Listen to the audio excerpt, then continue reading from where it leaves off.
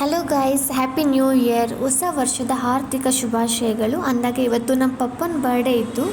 So ನಮ್ಮಿಂದ ಆದಷ್ಟು ಒಂದು ಸಿಂಪಲಾಗಿ ಡೆಕೋರೇಟ್ ಮಾಡೋಣ ಅಂತ ಹೇಳಿ ಡೆಕೋರೇಷನ್ ಮಾಡಿದ್ವಿ. So finally before 12 o'clock ready ಆಯಿತು. ಸೊ ಈಗ ಅಪ್ಪನ ಎಬ್ಬಿಸ್ಬೇಕು. ನೋಡೋಣ, ಫುಲ್ ತಲೆನೋವು ಅಂತ ಮಲಗಿದ್ರು. ನೋಡೋಣ, ಹೇಗಾದರೂ ಮಾಡಿ ಎಬ್ಸ್ಕೊಂಡು ಬರಬೇಕು. Happy birthday happy birthday happy birthday happy birthday happy birthday mummy.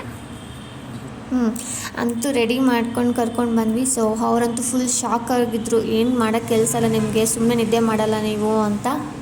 But inner feeling ತುಂಬ ಖುಷಿಯಾಗಿರ್ತಾರೆ ಅವರಂತೂ.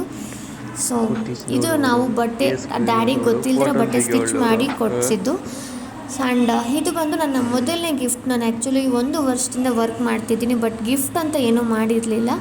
ಸೊ ಇದು ನನ್ನ ಫಸ್ಟ್ ಗಿಫ್ಟ್. ತುಂಬ ಸ್ಪೆಷಲ್ ಆಗಿರುತ್ತೆ ಇದು ನನ್ನ ಲೈಫ್ಗೆ, ತುಂಬ ಮೆಮೊರೇಬಲ್ ಡೇ.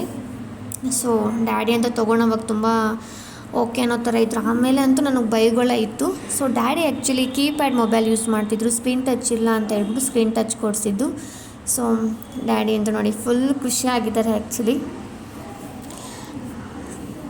ಪ್ರತಿ ತಂದೆಗೂ ಅಷ್ಟೇ ಅಲ್ವಾ, ನಮ್ಮ ಕಡೆಯಿಂದ ಪೇರೆಂಟ್ಸ್ಗೆ ಏನು ಎಕ್ಸ್ಪೆಕ್ಟೇಷನ್ ಇಲ್ಲ ಅಂದರು ಅಟ್ಲೀಸ್ಟ್ ನಾವೇನೋ ಒಂದು ಕೊಟ್ಟಾಗ ಒಂದು ಸ್ಮಾಲ್ ಗಿಫ್ಟ್ ಕೂಡ ಅವ್ರಿಗೆ ತುಂಬ ಖುಷಿ ಅನಿಸುತ್ತೆ. ಸೊ ಹಾಗೆಯೇ ನೀವು ಕೂಡ ಏನಾದರೂ ಆದಷ್ಟು ಒಂದು ಸಿಂಪಲ್ ಗಿಫ್ಟ್ ಕೊಡ್ತಾಯಿರಿ, ಆ್ಯಂಡ್ ಅವ್ರನ್ನೂ ಚೆನ್ನಾಗಿ ಖುಷಿಯಾಗಿರಿ ಅಂತ ಹೇಳ್ತೀನಿ.